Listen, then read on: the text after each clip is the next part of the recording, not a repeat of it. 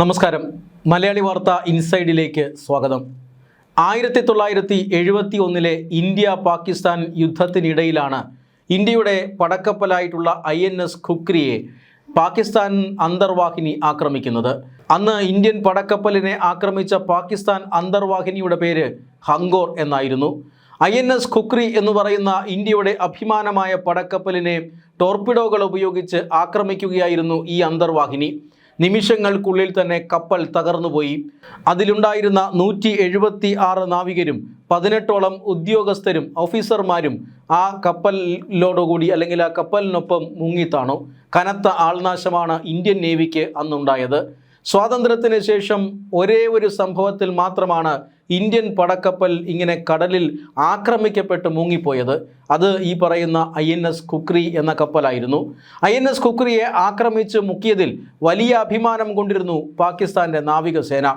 1971 യുദ്ധത്തിൽ വളരെയധികം സെലിബ്രേറ്റ് ചെയ്യപ്പെട്ട ഒരു ആക്രമണം കൂടിയായിരുന്നു ഈ അന്തർവാഹിനി ആക്രമണം. പാകിസ്ഥാൻ്റെ പക്കൽ എന്നുണ്ടായിരുന്ന ഹങ്കോർ എന്ന് പറയുന്ന അന്തർവാഹിനി ഉപയോഗിച്ചാണ് ഇന്ത്യൻ പടക്കപ്പലിനെ ആക്രമിച്ച് തകർത്തത്. എന്നാൽ ഈ പടക്കപ്പലിനെ ആക്രമിച്ചത് കൊണ്ട് മാത്രം ആ യുദ്ധം ജയിക്കാൻ പാകിസ്ഥാന് കഴിഞ്ഞില്ല. മാത്രമല്ല, പാകിസ്ഥാൻ അതീവ ഗുരുതരമായ തോൽവി ഏറ്റുവാങ്ങുകയും ചെയ്തു. കരയിലും കടലിലും ആകാശത്തും പാകിസ്ഥാന് ശക്തമായ തിരിച്ചടിയേറ്റു. പാകിസ്ഥാൻ്റെ പക്കലുണ്ടായിരുന്ന ഏതാണ്ട് 50% ടെറിട്ടറിയും നഷ്ടമായി. ബംഗ്ലാദേശ് എന്ന് പറയുന്ന പുതിയൊരു രാജ്യം ഉദയം കൊണ്ടു. ബംഗാൾ ഉൾക്കടലിലും മറ്റും അന്ന് കറങ്ങി നടന്നിരുന്ന പാകിസ്ഥാൻ നാവികസേനയെ അങ്ങ് ദൂരെ വടക്കൻ അറബിക്കടലിലേക്ക് റെസ്ട്രിക്റ്റ് ചെയ്ത് നിർത്തി പിന്നീട് ഇന്ത്യൻ നാവികസേന. പിന്നീട് അവിടെ നിന്ന് ഇങ്ങോട്ട് 1971 ശേഷം ഇന്നുവരെയും ആ വടക്കൻ അറബിക്കടലിൽ വിട്ട് താഴേക്കിറങ്ങാനോ ബംഗാൾ ഉൾക്കടലിലേക്ക് പ്രവേശിക്കാനോ ഇതുവരെ പാകിസ്ഥാൻ യുദ്ധക്കപ്പലുകൾ ധൈര്യം കാട്ടിയിട്ടില്ല. അങ്ങനെ ശക്തമായ തിരിച്ചടിയാണ് 1971 യുദ്ധത്തിൽ പാകിസ്ഥാന് ലഭിച്ചത്. എന്നാൽ അന്ന് ഇന്ത്യയുടെ പടക്കപ്പലിനെ ആക്രമിച്ച് തകർത്ത പാകിസ്ഥാൻ്റെ ഹങ്കോർ തിരിച്ചു വരികയാണ്. ഒന്നല്ല, 8ആയി. ചൈന പാകിസ്ഥാന് വേണ്ടി നിർമ്മിച്ചു കൊടുക്കുന്ന അന്തർവാഹിനികളാണ് ഹങ്കോർ ക്ലാസ് അന്തർവാഹിനികൾ. ഈ ഹങ്കോറിൽ 8 ഹങ്കോർ അന്തർവാഹിനികളാണ് ചൈന നിർമ്മിച്ചു നൽകാൻ പോകുന്നത്. അതിലൊന്നിൻ്റെ പണി പൂർത്തിയായി. ഒരെണ്ണം പാകിസ്ഥാൻ സേനയുടെ ഭാഗമായി കഴിഞ്ഞു. കഴിഞ്ഞ ഏപ്രിലാണ് ചൈനയിൽ വെച്ച് ഈ അന്തർവാഹിനി ഹങ്കോർ കമ്മീഷൻ ചെയ്യപ്പെട്ടത്. പഴയ അന്തർവാഹിനിയുടെ പേര് തന്നെ പാകിസ്ഥാൻ ഹങ്കോറിന് നൽകുകയായിരുന്നു. ഈ ഹങ്കോറിനെ ചൈനയിൽ നിന്നും കറാച്ചിയിലേക്ക് പണി പൂർത്തിയാക്കി കറാച്ചിയിലേക്ക് കൊണ്ടുപോകുന്നതിന് പകരം പാകിസ്ഥാൻ ഇതിനിടയിൽ ഒരു പ്രകോപനം സൃഷ്ടിച്ചു. ആ പ്രകോപനം മറ്റൊന്നുമല്ല, കൊളംബോ തീരത്ത് ഹങ്കോർ അന്തർവാഹിനി കൊണ്ടുപോയി ഡോക്ക് ചെയ്യിച്ചു. കൊളംബോ എന്ന് പറഞ്ഞാൽ ഇന്ത്യൻ തീരത്ത് നിന്നും തൊട്ടടുത്ത് കിടക്കുന്ന ഒരു തുറമുഖമാണ്. കൊളംബോയിലേക്ക് പാകിസ്ഥാൻ പടക്കപ്പലുകളും അന്തർവാഹിനികളും അടങ്ങുന്ന ഒരു സംഘം ഒരു ഗുഡ്വിൽ വിസിറ്റ് നടത്തിയതായിരുന്നു. ആ ഗുഡ്വിൽ വിസിറ്റ് നടത്തിയ പടക്കപ്പലുകൾക്കിടയിലാണ് ഹങ്കോറിനെ അപ്രതീക്ഷിതമായി പാകിസ്ഥാൻ നിയോഗിച്ചത്.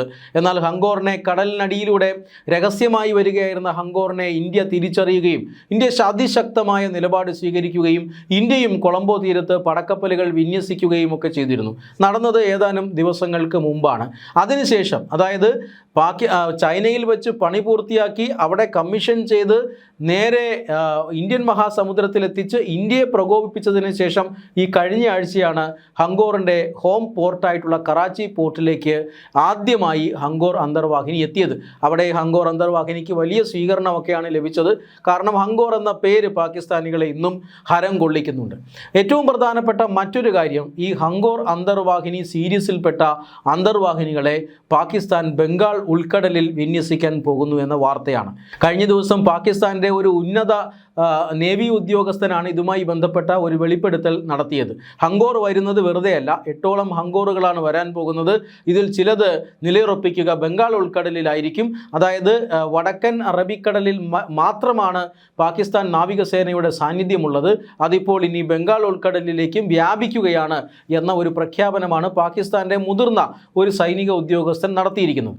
പാകിസ്ഥാൻ ഇങ്ങനെ ഒരു നീക്കം നടത്തുന്നത് ബംഗ്ലാദേശുമായി ഉണ്ടാക്കിയ പുതിയ ബന്ധത്തിൻ്റെ പശ്ചാത്തലത്തിലും ബംഗ്ലാദേശിൻ്റെ ആശീർവാദത്തോടു കൂടിയും സഹായത്തോടും കൂടിയാണ്. കാരണം ആ മേഖലയിൽ പാകിസ്ഥാന് കടന്നു വരണമെങ്കിൽ ഇങ്ങനെ ഒരു സഹായം ആവശ്യമാണ്. ബംഗാൾ ഉൾക്കടലിൽ ആരുടെയും സ്വത്തുവകയൊന്നുമല്ല. കാരണം ബംഗാൾ ഉൾക്കടലിൽ തീരത്ത് നിന്നും ഏതാണ്ട് 12 നോട്ടിക്കൽ മൈൽ ദൂരം മാത്രമാണ് ഇന്ത്യയുടെ തീരമായിട്ടുള്ളത്. അവിടെ നിന്നും ഏതാണ്ട് ഒരു 200 നോട്ടിക്കൽ മൈൽ ദൂരം സ്പെഷ്യൽ ഇക്കണോമിക് സോൺ ഉണ്ട്. അത് കഴിഞ്ഞു കഴിഞ്ഞാൽ പിന്നെ ഒരു ഇൻ്റർനാഷണൽ വാട്ടറാണ്. പാകിസ്ഥാൻ്റെ എന്നല്ല ഏതൊരു രാജ്യത്തിൻ്റെയും യുദ്ധക്കപ്പലുകൾക്ക് അതുവഴി പോകാനുള്ള എല്ലാ സ്വാതന്ത്ര്യവുമുണ്ട്. പക്ഷേ പാകിസ്ഥാൻ നാവികസേന അനാവശ്യമായി ആ ഭാഗത്തേക്ക് വന്നിട്ടില്ല. അതിൻ്റെ കാരണം ഇന്ത്യ അത് പ്രകോപിപ്പിക്കുമെന്നുള്ളത് കൊണ്ട് തന്നെയാണ്.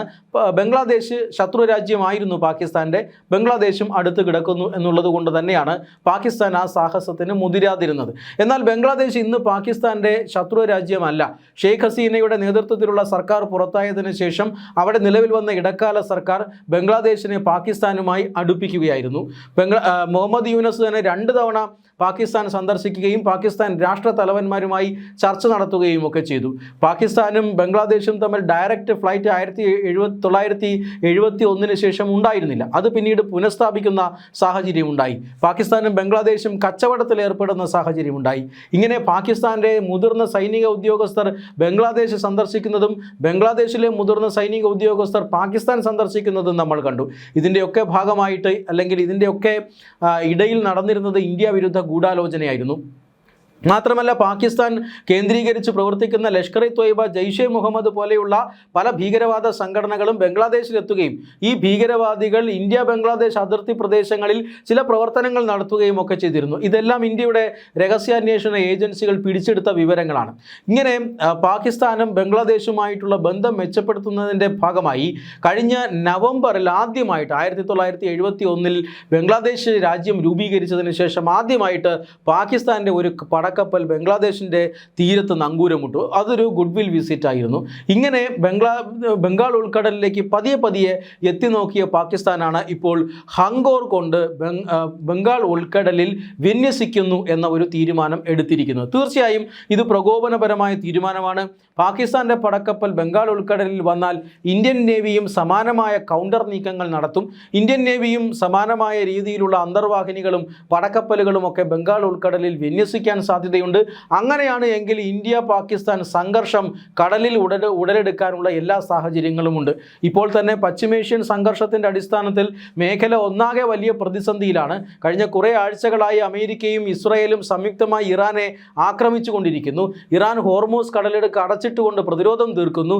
ഈ ഹോർമൂസ് കടലിടുക്കിലൂടെ എണ്ണ ഗതാഗതം നടക്കാത്തത് കാരണം ഇന്ത്യയും പാകിസ്ഥാനും ചൈനയും അടക്കമുള്ള രാജ്യങ്ങൾ പ്രതിസന്ധിയിലേക്ക് മാറിക്കൊണ്ടിരിക്കുന്നു. യുദ്ധത്തിൻ്റെ കെടുതികൾ അനുഭവിച്ചു കൊണ്ടിരിക്കുകയാണ് നാം. ഈ സാഹചര്യത്തിലാണ് ഇന്ത്യയെ പ്രകോപിപ്പിക്കാനായി അന്തർവാഹിനികളും കൊണ്ട് പാകിസ്ഥാൻ ബംഗാൾ ഉൾക്കടലിലേക്ക് വരുന്നത്. അത് തീർച്ചയായും സംഘർഷത്തിന് കലാശിക്കുമെന്ന കാര്യത്തിൽ തർക്കമില്ല. അങ്ങനെയാണ് എങ്കിൽ ഇന്ത്യൻ നേവിയും പാകിസ്ഥാൻ നേവിയും തമ്മിൽ ഒരു തുറന്ന പോര് ബംഗാൾ ഉൾക്കടലിൽ ഉണ്ടാകാനുള്ള സാധ്യതയുണ്ട്. സാഹസം കാട്ടിയാൽ വച്ചേക്കില്ല. ഇന്ത്യൻ വ്യോമസേനയോ കരസേനയോ പോലെയല്ല നാവികസേന എന്ന് നേരത്തെ തന്നെ നാവികസേന പാകിസ്ഥാന് മുന്നറിയിപ്പ് നൽകിയിരുന്നതാണ്. ഓപ്പറേഷൻ സിന്ദൂർ സമയത്തൊക്കെ ഇങ്ങനെ ഒരു മുന്നറിയിപ്പ് ഇന്ത്യൻ നാവികസേന പാകിസ്ഥാന് നൽകിയിരുന്നു. ഈ മുന്നറിയിപ്പ് നിലനിൽക്കെയാണ് പാകിസ്ഥാൻ ഇങ്ങനെ പ്രകോപനം സൃഷ്ടിക്കാനുള്ള നീക്കം നടത്തുന്നത്.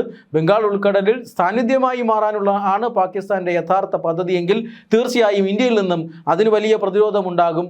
ആ പ്രതിരോധം ബംഗാൾ ഉൾക്കടലിൽ ഒരു വൻപൻ കടൽ യുദ്ധത്തിൽ കലാശിക്കുകയും ചെയ്യും.